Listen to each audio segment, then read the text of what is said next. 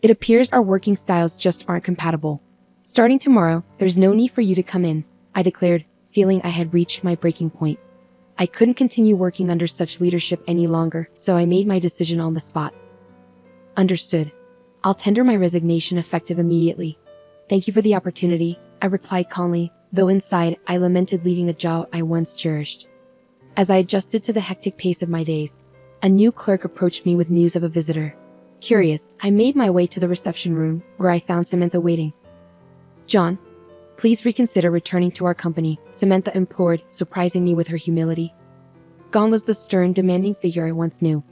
My name is John Baker, and I have been dedicated to our boutique couture shop in this small town for 20 years. Despite its couture label, our clientele for bespoke items has diminished, prompting us to expand our offerings to include suits, shirts, and even school uniforms to sustain our business. Despite the changing landscape, I've always cherished our shop for its strong community roots and values. However, the atmosphere shifted when our long-standing president fell ill. He was the visionary behind our establishment, but as his health declined, his granddaughter Samantha Smith, with no prior industry experience, assumed leadership. While the transition occurred smoothly, Samantha's approach to management left much to be desired. I found myself particularly singled out by her harsh scrutiny.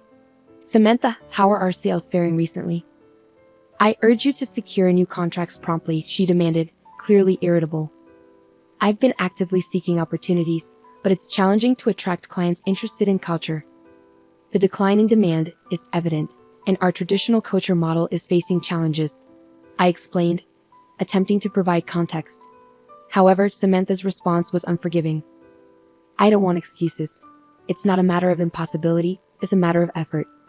Until you bring in new contracts, merely servicing existing clients won't suffice. I expect you to expand our client base, she retorted with a heavy sigh, leaving little room for discussion. Don't assume you're here indefinitely. Spend more time networking outside.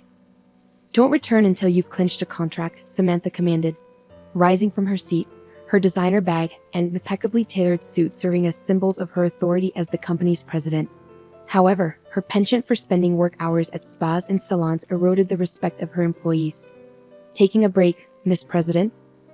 We have a 3:00 p.m. meeting regarding the uniforms, I interjected, only to be met with Samantha slamming her bag onto the desk with a resounding thud. A break? Let me make this clear, our president doesn't take breaks. It's frustrating to be lumped together with regular employees. Opportunities can arise unexpectedly, and it's crucial to maintain a visible presence. Think before you speak, she reprimanded sharply, before briskly making her exit, the glimmer of her ostentatious diamond necklace almost blinding in its brilliance. As the lunch break commenced, I hastily devoured my meal, reminiscing about the days when leisurely lunches were the norm before the previous president's departure. Since Samantha assumed control, the luxury of idle chatter and shared takeout had vanished. Instead, there was an unrelenting emphasis on performance metrics and contract acquisition, with Samantha often remarking, "If you have time for lunch, you have time to sell." It was a stark departure from the camaraderie we once shared, leaving me wistful for those bygone days. However, sentimentality must take a backseat today. Amidst my packed schedule of client visits, securing a new contract is imperative. While skipping pleasantries with established clients could potentially increase sales visits, I remain steadfast in my belief that nurturing personal connections is paramount. There's a unique joy in collaborating with trusted tailors and selecting couture pieces together, fostering a sense of trust that transcends mere transactions. It's these enduring relationships that compel customers to invest in our culture for their special occasions. Despite the pressing time constraints, I ensure to extend genuine greetings to our suppliers and loyal clientele. Visiting the home of an elderly customer who had entrusted me with her granddaughter's wedding couture, I inquire of the recent nuptials. The warmth in her recounting of the celebration and her satisfaction with our couture fills me with genuine happiness. When she entrusted me with her other granddaughter's wedding attire, it was truly a moment of joy. As the day unfolds, the dwindling time leaves little opportunity to pursue potential clients, resulting in a lack of new contracts secured. With the clock striking 2, I reluctantly begin my return to the office, knowing I must hurry to make it in time for the impending meeting. Each step feels heavier with the weight of unfulfilled expectations. Upon my return, Samantha's probing words greeted me, igniting a sense of dread. Her assumption that I must have secured a contract due to my absence from slacking off left me speechless. Samantha's presence, unusually early for once, seemed to amplify the tension in the room, threatening to unravel my composure. My hesitant response only seemed to exacerbate Samantha's displeasure as she kicked the desk, her voice escalating in frustration. No results? You're becoming a liability to the company. Perhaps it's time you started looking for a new job. There's no shortage of skilled individuals, unlike someone in their 40s with no discernible talents. Her words stung, fueling my irritation as I reluctantly shared the modest progress I had achieved. Despite the positive feedback from a client who expressed interest in utilizing our services again, Samantha's reaction was far from encouraging. And when will this potential sale materialize? How many items? At what price point? Is this a one-time occurrence or a recurring agreement? Samantha's interrogation continued, her tone devoid of warmth or understanding, further deepening my frustration. Listen, you seem to confuse socializing with sales. Sales isn't complete until the product is delivered and the invoice is sent. It serves us no purpose to inflate the significance of your casual conversations and boast about them. Though I felt the urge to retort against Samantha's assertion, the reality remained that I had failed to secure any new contracts. Determined to prove her wrong, I resolved to redouble my efforts and secure a contract the following day. As I began organizing for the impending meeting, Samantha unexpectedly interjected. Change of plans. I have an appointment to attend, so let's postpone the meeting report until tomorrow, Samantha announced, already preparing to leave. Caught off guard, I couldn't help but question her decision. Wait a moment, I was under the impression we had a meeting scheduled for today. If we don't confirm and proceed with the orders now, we risk missing deadlines. Your presence as the president is crucial. Is this appointment truly unavoidable? I queried, met with an unmistakably irritated expression from Samantha. It's an important dinner engagement. I don't have time to spare on this matter, so I'm leaving now, Samantha asserted, her tone brisk as she made her way towards the exit. Just before departing, she turned back to address me. Remember, your job isn't finished after the meeting. Once the orders are placed, go out and secure at least one new contract. And don't expect any overtime pay, so give it your all, Samantha remarked with a hearty laugh before exiting, leaving behind a puzzled meeting attendee who had expected the president's presence. However, I managed to reassure them and salvage the situation. In our small-scale company, trust is paramount. This was a principle instilled by the previous president, who led by example, always attending sales meetings and diligently overseeing deliveries. It was this commitment to service that garnered trust from our community, sustaining our business thus far. Yet lately, I sensed a decline in that trust. Determined to restore it, I resolved to handle the situation with integrity and secure orders as usual. After seeing off our business partners and gaining their understanding, I immediately began preparations for further sales visits. I'll be stepping out for a while, so feel free to leave when you're ready. Thank you all for today, I announced to my colleagues, eager to take proactive steps towards rebuilding trust in our company. It was already nightfall, the workday long over, as I exchanged greetings with a few remaining colleagues before embarking on my sales rounds. The following day, I arrived at the office with renewed vigor. The previous day's cold calls had yielded promising results. I had engaged with a potential client interested in revamping their company's uniforms. Though not a major corporation, our conversation flowed smoothly, culminating in the agreement of a contract on the spot.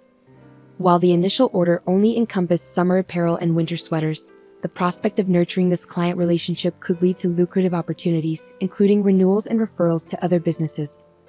Aware of the potential of such connections, I felt buoyant, anticipating a positive report to Samantha. However, my optimism was short-lived. Samantha, who arrived slightly late, summoned me immediately. John, don't we have a report from yesterday's meeting? And I want to hear about your subsequent activities. Certainly, I'll provide the report now, I responded, approaching Samantha with a sense of eagerness. Yet, upon reaching her, I noticed her rubbing her temples wearily. Are you all right? You seem unwell, Miss President. Just proceed, was her curt reply. A faint odor of alcohol lingered in the air, indicating she had indulged until the early hours and was now feeling the effects. Seeing Samantha in such a state left me incredulous. Despite my astonishment, I succinctly recounted the events of the previous day. We proceeded with the order as usual for this year. There was some negotiation on price, but they understood that it wouldn't change moving forward, and then... Wait a minute, they requested a discount, didn't they? And you resisted? Insisting on raising prices, Samantha interjected, her bloodshot eyes fixed on me with intensity. No, that's not the case.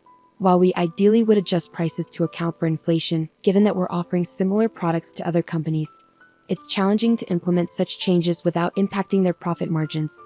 Unfortunately, they weren't receptive to that idea, I clarified, bracing for Samantha's reaction. Infuriated by my response, Samantha lashed out. That's precisely why they're taking advantage of us. We need to assert ourselves like they do. What's your plan? It's not about their profits. Our profitability should be the priority. Though she held the title of president, I couldn't align with Samantha's viewpoint. While assertive negotiation is crucial, prioritizing one party's profit over the other can be detrimental, particularly in intercompany transactions. Recognizing that further debate would only escalate tensions, I proceeded with my report from the previous day. We'll reassess the pricing structure moving forward. Additionally, I'm pleased to report that we secured a new contract, I announced, hoping to garner at least a modicum of approval from Samantha. Not bad. What's the projected profit margin? Samantha inquired, displaying a faint glimmer of interest. We've acquired an order for summer clothing and winter sweaters from a small-sized company with a few dozen employees. While it's not a monumental contract, it represents a promising foothold for potential future opportunities, I explained, eager to highlight the potential for growth. However, Samantha's response was disheartening. Is that all? And it's not even culture? It seems your efforts outside of regular work hours have yielded little. Truly disappointing, Samantha remarked, her words piercing through my optimism. At that moment, I felt a surge of frustration and disillusionment wash over me, reaching my breaking point. Excuse me, but it seems you misunderstand the nature of this job. It's the relationships and connections we cultivate that drive our success, not just immediate profits, I asserted firmly, challenging Samantha's narrow focus. Though taken aback by my boldness, Samantha quickly reverted to her usual haughty demeanor. Understood, it appears we're not compatible. You needn't come in from tomorrow, Samantha declared, drawing a decisive line. I had reached my breaking point. Continuing under such leadership was untenable. Understood. I resign effective today. Thank you for the opportunity, I responded without hesitation, knowing that I couldn't continue in an environment that disregarded the importance of meaningful connections. With that, the decision was made for me to leave the job I once loved. Alone in the empty room, I grappled with uncertainty about my future. Despite leaving abruptly, I had nowhere to turn. My modest salary had left me with little in savings, and the prospect of financial instability loomed large. Then, unexpectedly, a familiar name flashed across my smartphone screen, Tom Wilson. We had attended college together, sharing fond memories and occasional outings. Though our interactions had dwindled in recent years, the call from an old friend filled me with hope. Long time no see, how have you been? Tom's voice carried warmth and familiarity, offering a glimmer of comfort in my moment of uncertainty. Indeed, it's been too long. I'm doing well. You sound great too, John. Tom greeted me warmly, though his next words cast a shadow over our conversation. How's work? Knowing you, John, I'd imagine you're excelling as a capable leader with a strong support network. It's a bit complicated. I've actually been unemployed for a while now, I confessed, feeling a pang of disappointment even in Tom's sympathetic response. Despite his usual upbeat demeanor, Tom seemed momentarily at a loss for words. It's been challenging, I added, trying to lighten the mood. It must have been tough. Let's not dwell on it over the phone. How about we meet up for drinks? It's a sudden invitation, but what do you say about today? Tom proposed, and I eagerly accepted. The prospect of catching up with an old friend was a welcome distraction, and I felt a deep-seated need to confide in someone. We settled on a pub we used to frequent and agreed to meet later that day. I was taken aback, you clashing with the president and leaving the company in such a dramatic fashion. You used to avoid conflicts at all costs, always quick to apologize even when it wasn't warranted, Tom remarked, genuinely surprised by my recent upheaval. I was surprised myself, but I couldn't reconcile with the new president's approach.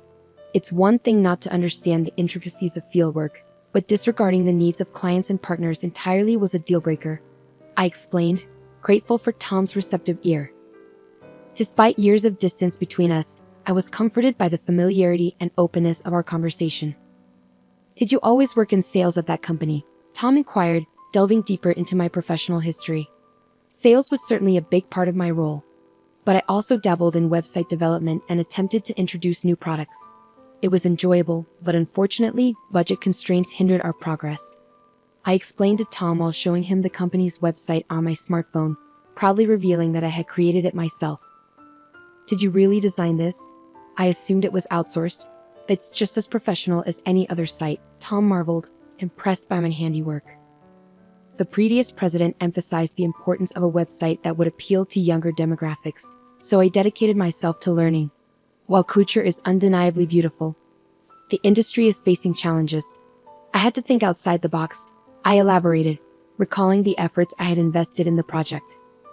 "But with our company's size, there are limitations," Tom observed, leaning in attentively as I continued. "True, but I had ideas that I wasn't able to fully realize," I confessed, seizing the opportunity to share my aspirations with Tom. "The demand for everyday culture may be declining, but there's a growing need for attire for special occasions and social media appearances. By focusing on these niche markets and catering to inbound demand, I believe we can chart a successful course forward," I explained passionately, articulating my vision for the future. Indeed, I had aspirations beyond just culture. I envisioned introducing high-quality leather goods under our brand at a slightly lower price point. Offering consumers affordable yet luxurious products would not only be appreciated, but could also yield substantial profit margins. "We can't rely solely on thin margins to sustain our business," I explained to Tom, elaborating on my vision for diversification. Tom listened intently, his arms crossed as he contemplated my words. "So, was it the lack of initial investment, or did you abandon the idea due to insufficient funds?" "It was a combination of both, along with the current president's strong opposition," I admitted. She argued that a culture shop shouldn't stray into other ventures. I understood her desire to preserve the legacy of the previous owner's cherished culture shop without deviating from tradition. However, it's becoming increasingly difficult to resist the inevitable changes brought about by time and the declining industry. I had hoped to inject new ideas into the company, but they weren't well received. Finishing his beer in one gulp, Tom turned to me with a serious expression. "John, how about joining my company? I'll offer you a fixed salary equivalent to what you were earning, plus commission on sales. It's a pretty good deal, don't you think?" His eyes held a sense of determination. I was taken aback by Tom's offer to join his company. I had known he was running his own brand as a sole proprietor, primarily online without a physical store, but I never imagined he could afford to hire someone like me. When I expressed my surprise and sought confirmation, Tom chuckled and reassured me, "You underestimate me. While my main business operates online, relying on outsourcing alone isn't sustainable in the long run. It's time for expansion, and I believe bringing you on board is the right move." He leaned in, whispering the impressive turnover of his store and his monthly earnings, leaving me in shock. The amount he made in a month far exceeded my yearly income. "So, I'm looking forward to having you join us. I'll be counting on you starting next week," Tom concluded, and we agreed to formalize the contract later, sealing my employment at his company. Upon joining Tom's company, I wasted no time in making an impact. I revamped the website, making product searches easier and more intuitive. The result was a tenfold increase in page views almost immediately. Additionally, I introduced suits and leather accessories to augment the range of products, which had previously consisted mainly of t-shirts. The quality and usability of these new additions were well received, and positive word of mouth quickly translated into increased sales that outstripped those of the t-shirts. Hey, the orders just keep pouring in, but production can't keep up. Can you help us out?" Tom exclaimed, overwhelmed by the surge in demand. Offering high-quality products at affordable prices, coupled with the brand reliability he had built over time, I felt a sense of fulfillment being able to implement ideas that were previously hindered by budget constraints. As purchase notifications continued to flood in on the tablet, I realized production was nearing its limit, leaving Tom both pleased and scratching his head. "Your former company let go of a real talent. It's not just about timing or environment, it takes skill. But I appreciate the compliment," I admitted humbly, reflecting on the journey that led me to this moment of success alongside Tom. As my smartphone rang, displaying Samantha's name on the screen, I couldn't help but feel a pang of apprehension. Curiosity got the better of me, and I nervously answered the call. "Hello, John. Something terrible has occurred. Can you return? I need you back right away. Is that possible?" Samantha's voice sounded more frantic than I had ever heard it, prompting me to listen intently. What's happened? I inquired, my concern growing with each passing moment. Our coacher clientele has threatened to take their business elsewhere if you're not present. Additionally, our partners are specifically requesting your involvement, and the company website is experiencing ongoing issues due to a lack of updates. Can you return promptly to assist? Even though I had parted ways with the company, I responded courteously. I understand the urgency, but I don't believe it's appropriate for me to directly engage with clients anymore. However, I'm willing to address the website and system issues on my next day off. I didn't formally hand over that responsibility, so I accept full responsibility for any oversights, I explained calmly, attempting to offer a reasonable solution. Despite my efforts to accommodate, Samantha's response indicated dissatisfaction. What do you mean? Just come back. Considering everything the company has done for you, why are you hesitating? Samantha's tone was a mix of urgency and frustration. I was let go from the company. Are you suggesting a rehire? I questioned, trying to clarify the situation. Don't be so arrogant. I assume you're struggling financially now, right? I can offer you the same salary as before, so there's no need to worry, Samantha retorted, her tone dripping with condescension. Apologies for the interruption, Tom interjected, unable to contain his laughter. He mimed a gesture of encouragement, silently urging me to stand my ground against Samantha's presumptuous offer. Do you have any idea about my current salary? I likely earn in a month what you make in a year. In fact, my current salary could surpass the annual revenue of my former company within just a few months, I calmly asserted, making it clear that financial incentives weren't a compelling reason for me to return to my old workplace. Despite cherishing memories from my previous job, I found fulfillment in my current position and had no desire to work under such leadership again. After politely bidding Samantha farewell, I ended the call. Since joining Tom's company, our operations had grown exponentially. With my contributions, we forged partnerships with outsourcing firms and attracted new talent, leading to rapid expansion. Witnessing the success of products I helped develop being embraced by consumers and shared across social media, I felt a profound sense of satisfaction. Amidst my hectic schedule, I was interrupted by a message from a newly hired clerk informing me of a visitor. Intrigued, I made my way to the reception room, where I was surprised to find Samantha waiting. John, I'm begging you, please reconsider coming back to our company, Samantha pleaded, her desperation palpable. Despite her earnest plea, I remained resolute in my decision to move forward and declined her offer. What happened? Let's hear the details first, I urged Samantha, guiding her to sit on the sofa. She appeared visibly worn out, a stark contrast to her once vibrant demeanor. Since you left, we've been hemorrhaging customers. It's not just individual clients.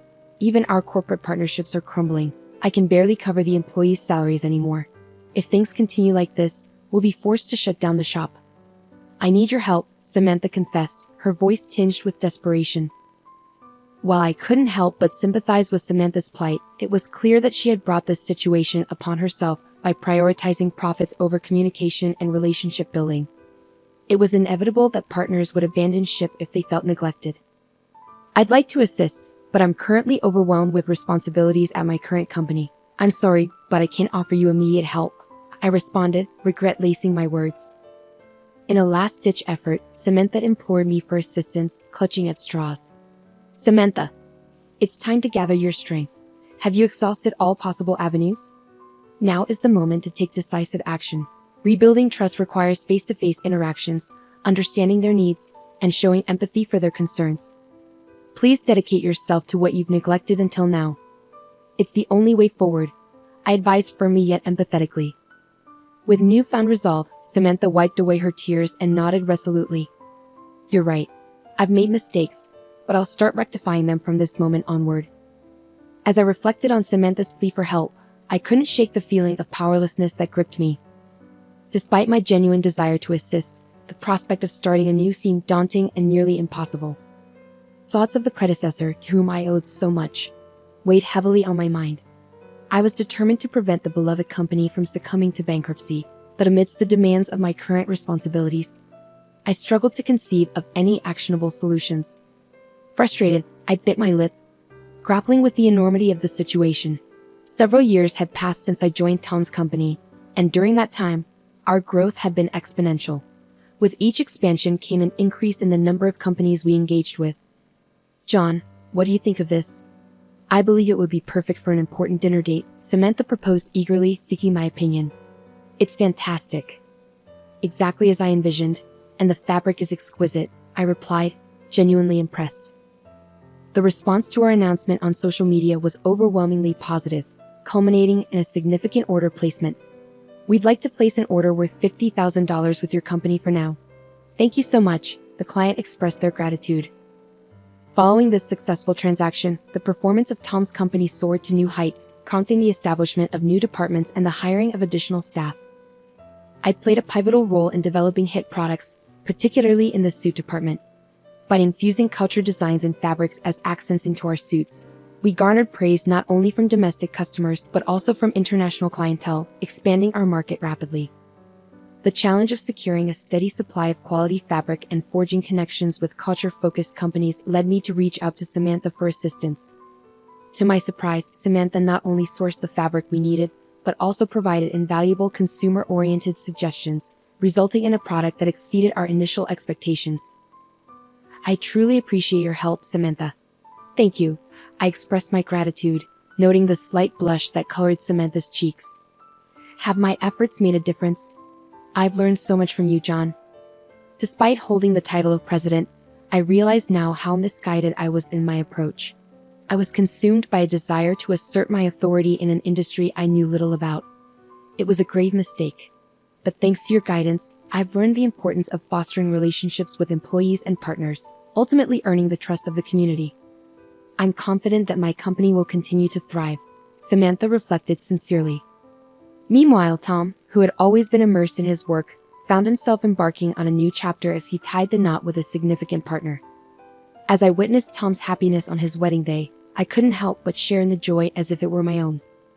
Congratulations, you're absolutely radiant, I exclaimed, admiring Tom's appearance.